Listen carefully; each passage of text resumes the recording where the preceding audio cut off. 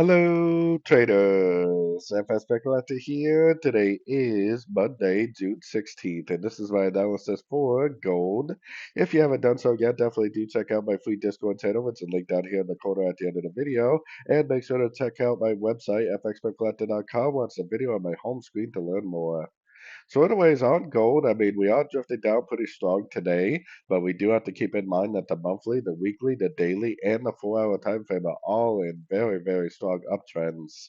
If you saw my full top-down video on Sunday, you know that I do think this could be a wave X, and it could possibly turn down in a big way.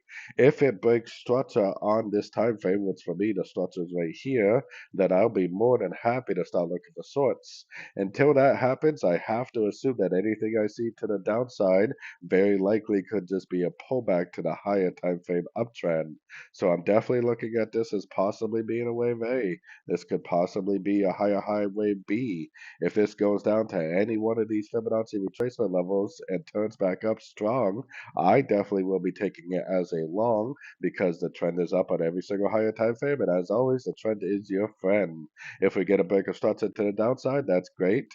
After the break of structure and after the pullback, I'll be happy to start looking for sorts, but definitely not until at least something like that happens. So anyways, don't forget to like and subscribe, and as always, thank you for watching and happy trading.